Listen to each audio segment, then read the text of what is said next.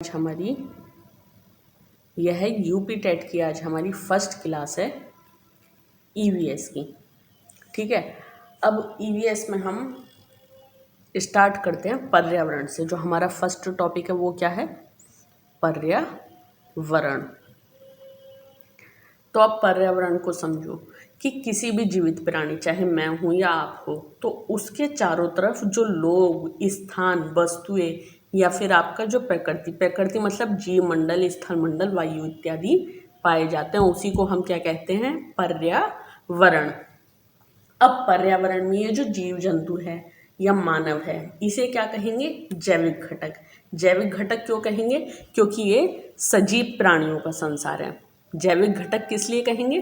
क्योंकि जैविक घटक में सजीव प्राणी आते हैं। ठीक है, अब ये जो जैविक घटक है ये चारों तरफ से किससे घिरा हुआ है? हमारा अजैविक घटक है। अजैविक घटक अब कौन है? जो निर्जीव पदार्थ हैं, जैसा कि मैं आपको बता भी चुकी हूँ, जीव मंडल, स्थल मंडल, वायुमंडल इत्यादि। तो ये जो हमारा पर्यावरण है ये चारों तरफ से किससे घिरा हुआ है? अजैविक घटकों से। और इन्हीं के बीच जो संबंध होता है, जैविक घटकों के और अजैविक घटकों के मध्य जो संबंध होता है, उसे ही हम क्या कहेंगे? उसे ही हम आपका पारिस्थितिकी तंत्र कहेंगे। तो चलिए स्टार्ट करते हैं पर्यावरण। परि प्लस आवरण। अब परि का अर्थ हमारे चारों ओर, चारों ओर। आवरण का मतलब घिरा हुआ, घिरा हुआ। ठीक है, अब हमारे चारों ओर, हमारे चारों ओर मतलब कि हम जैविक घटक, अजैविक घटक।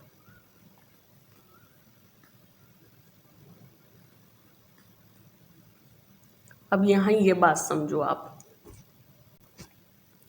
पर्यावरण का अर्थ क्या बताया? परि प्लस आवरण, मतलब कि हमारे चारों ओर। ठीक है, तो हमारे चारों ओर मतलब कि हम जो हैं चारों तरफ से किससे घिरे हुए हैं? अजैविक घटकों से। और जैविक घटक कौन कौन से हैं? जैसे कि आप अपने आप को ले लें, जीव जंतु, वनस्पति,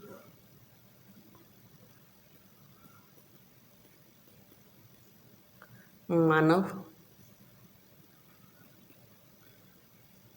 ठीक है, तो आपके जैविक घटक कौन कौन से हो गए? आपका मानव, वनस्पति, हम यानी कि आप अपने आप को ले लें या किसी को भी ले लें, और जीव जंतु।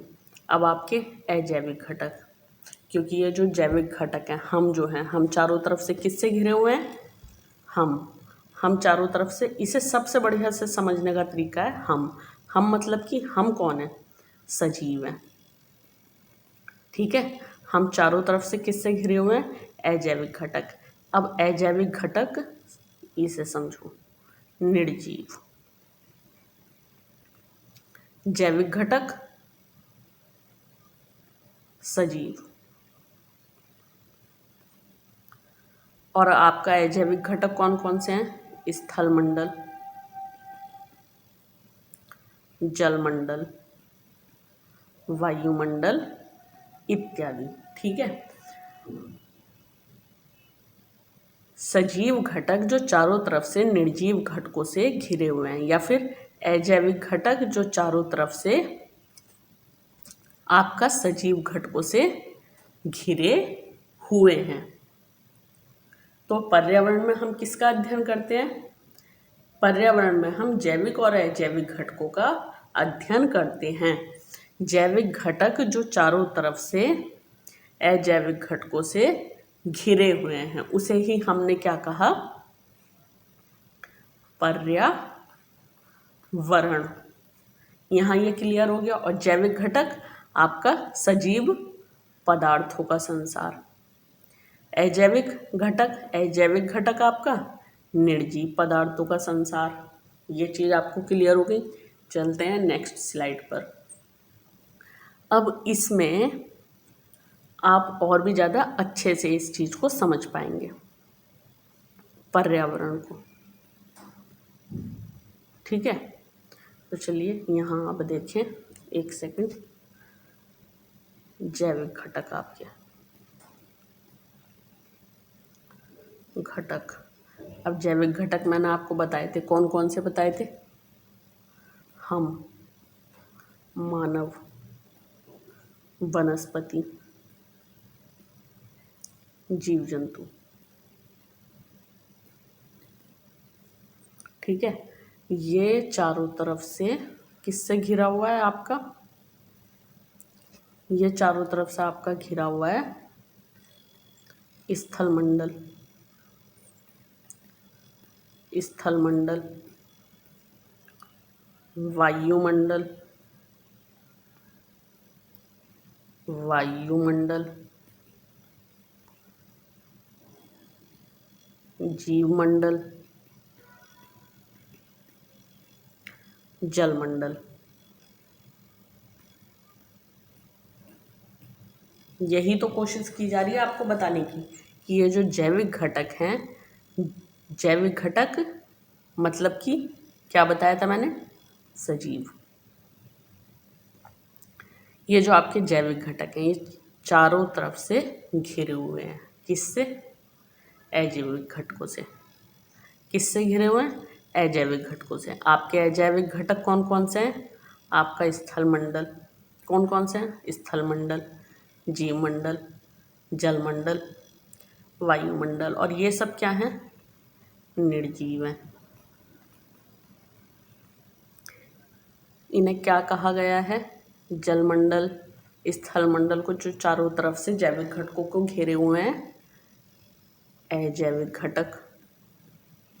अजैविक घटक। क्लियर हो गई आपको ये बात? तो यहाँ क्या कहा गया है? वे जैविक घटक जो चारों तरफ से अजैविक घटकों से घिरे हुए हैं, उसी को क्या कहा गया? पर्यावरण। ये दिख नहीं रहा है। और आपके जैविक घटक क्या हैं? सजीव। सबसे अच्छा तरीका है याद रखने का जैविक घटकों को, किस वर्ड से आप याद रखेंगे? सजीव वर्ड से। सजीव मतलब कि जिनमें जान है। दूसरा अजैविक घटक निर्जीव, जैसे कि आपके मैं आपको बता ही चुकी हूँ, ये जलमंडल, जीवमंडल, स्थल मंडल, वायुमंडल इत्यादि। अब चलते हैं नेक्स्ट स्लाइड पर। आई होप यहाँ तक आपको सभी को क्लियर हो गया होगा। अब चलिए पढ़ते हैं थोड़ा सा कि हमारा स्थल मंडल क्या है। स्थल मंडल, तो स्थल मंडल में क्या है कि जो पृथ्वी है उसकी जो ठोस परत है, कठोर ऊपर की जो ठोस परत है, उसे हम क्या कहेंगे? स्थल मंडल। स्थल मंडल किसे कहेंगे? पृथ्वी की कठोर ठोस परत, इसे हमने क्या कहा? स्थल मंडल। स्थल मंडल में आप क्या क्या आ जाएगा? जैसे आपका पर्वत हो गया, आपका पहाड़ हो गया, आपका पठार हो गया, आपके मैदान हो गए, या और भी जो स्थलाकृतियाँ हैं जो हमारे स्थल मंडल पर बनी हुई हैं।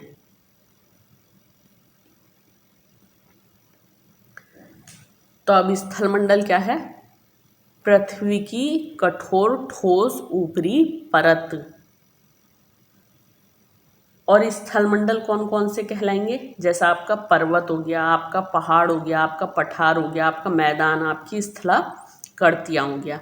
अब नेक्स्ट चलते हैं। नेक्स्ट है हमारा वायुमंडल। वायुमंडल से पहले आप जलमंडल पढ़ लें, क्योंकि वायुमंडल थोड़ा सा बड़ा है। जलमंडल, जो हमारा जल का क्षेत्र है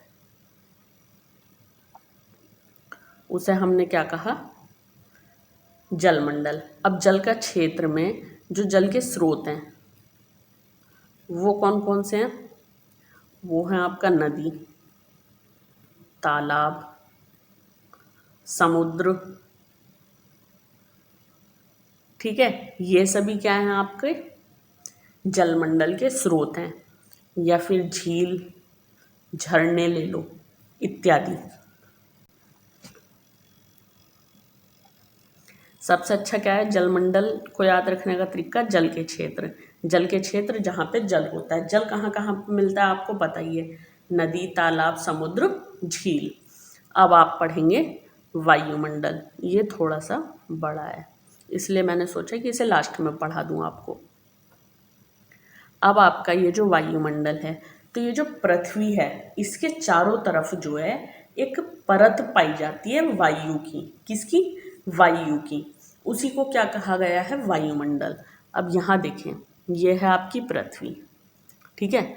अब इसके चारों तरफ जो है ये परत है, ये परत है।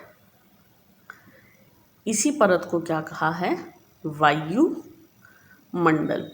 अब एक और चीज़ आपको नेक्स्ट स्लाइड पर बताई जाएगी कि ये जो हमारी पृथ्वी है, ठीक है, ये क्या है, पृथ्वी। इसके चारों तरफ क्या है, वायु की एक परत है, वायु की परत। इसी को क्या कहा, वायुमंडल। अब ये जो पृथ्वी है और ये वायु की जो परत है, इनके बीच एक फोर्स काम करता है। वो कौन सा होता है, गुरुत्वाकर्षण बल। इस गुरुत्वाकर्षण बल की वजह से ही पृथ्वी का मतलब जो गुरुत्वाकर्षण बल है वो अपने आसपास ये जो वायुमंडल है इसे थामे रखता है, मतलब इसे पकड़ के रखता है, बैलेंस करके रखता है। तो पृथ्वी और ये जो वायुमंडल है इन दोनों के बीच बैलेंस का जो कार्य करता है वो कौन करता है, गुरुत्वाकर्षण बल। ये पृथ्वी का गुरुत्वाकर्षण बल वायुमंडल को बैलेंस करके रखता है। अब ये जो हमारा वायुमंडल है ये सूर्य से आने वाली, किससे, सन से जो किरणें निकलती हैं उनसे हमारी रक्षा करता है। क्यों, क्योंकि सूर्य से जो अल्ट्रावायलेट रेज निकलती हैं उससे क्या है, कुछ तरह की बीमारियां भी हो जाती हैं, ठीक है। तो वो क्या करता है, ये जो पृथ्वी का वायुमंडल है यह सूर्य से आने वाली रोशनी से, मतलब कि हानिकारक किरणें जो होती हैं, जो हानिकारक हैं, जो हमारे शरीर के लिए नुकसानदायक है, उनसे हमारी रक्षा करता है। हानिकारक किरणें,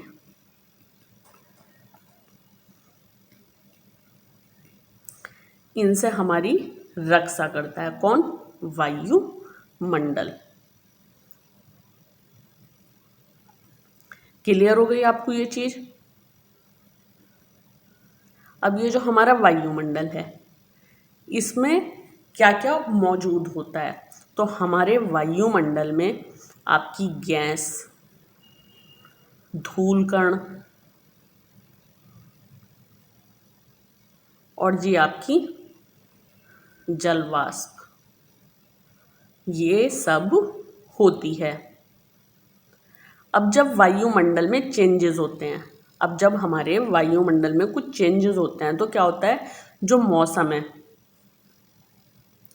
और जो जलवायु है, मौसम और जलवायु, उसमें भी चेंजेस होने को मिलते हैं, देखने को मिलते हैं, सॉरी। अब यहाँ समझे, पृथ्वी के चारों तरफ एक वायु की परत पाई जाती है जिसे हमने क्या कहा, वायुमंडल कहा, ठीक है। अब वायुमंडल में क्या क्या होता है, हमारे वायुमंडल में होती है गैस, धूलकण और जलवाष्प। अब ये जो वायुमंडल है ये क्या कार्य करता है? कार्य, तो ये क्या कार्य करता है? ये सूर्य से आने वाली जो हानिकारक किरणें हैं इनसे हमारी रक्षा करता है। कौन करता है? वायुमंडल। अब अगर वायुमंडल में चेंजेस होंगे, किस में? वायुमंडल में चेंजेस होंगे तो यहाँ जो मौसम है उसमें भी चेंज होगा, जलवायु है उसमें भी चेंज होगा। और ये जो पृथ्वी का गुरुत्वाकर्षण एक ग्रेविटेशनल फोर्स होता है वो क्या करता है? हमारी पृथ्वी के वायुमंडल को बैलेंस करने का कार्य करता है। हमारी पृथ्वी के वायुमंडल को बैलेंस करने का काम कौन करता है? गुरुत्वाकर्षण बल। यहाँ तक आपको ये चीज़ें क्लियर हो गई होंगी। अब इसी में हमारा एक और टॉपिक है, वो कौन सा है? पारिस्थितिकी। पारिस्थितिकी। अब पारिस्थितिकी में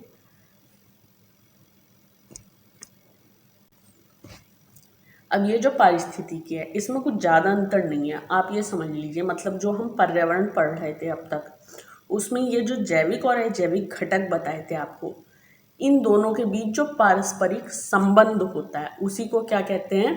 पारिस्थितिकी तंत्र।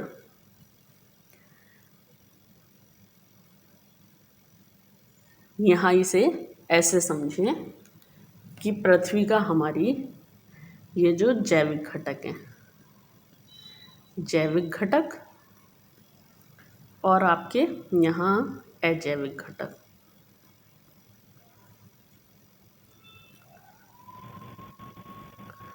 इनके मध्य जो संबंध होगा उसे ही क्या कहा? उसे ही क्या कहा? पारिस्थितिकी। उसे ही पारिस्थितिकी कहा। जैविक घटक और अजैविक घटकों के मध्य जो संबंध होता है उसी को क्या कहा? पारिस्थितिकी। अब पारिस्थितिकी के पिता कौन थे? तो पारिस्थितिकी के पिता कौन थे भाई? आपके अर्नेस्ट हेकल। अर्नेस्ट हेकल, और ये जर्मन विद्वान थे। जर्मन विद्वान। अभी पारिस्थितिकी तंत्र को आप इस तरीके से और अच्छे से डिटेल में समझें कि वह तंत्र जिसमें समस्त जीवधारी आपस में एक दूसरे के साथ तथा पर्यावरण के उन भौतिक व रासायनिक कारकों के साथ परस्पर क्रिया करते हैं जिसमें वे निवास करते हैं। तो जैविक घटक कौन कौन से बताए थे मैंने आपको? जीव जंतु, मानव। ये एक दूसरे पर तो निर्भर करते ही हैं, साथ ही साथ अजैविक घटकों पर भी निर्भर करते हैं। तो जैविक घटक जो आपस में क्रिया करते हैं और अजैविक घटकों के साथ भी परस्पर क्रिया करते हैं, इन दोनों के मध्य जो संबंध होता है, जो संबंध है उसी को क्या कहा? पारिस्थितिकी। अब ये जो पारिस्थितिकी है ये टॉपिक कल हम और भी अच्छे से पढ़ेंगे। और आज के टॉपिक में अगर आपको कुछ भी समझ नहीं आया हो तो आप कमेंट बॉक्स में कमेंट करके पूछ सकते हैं, ठीक है।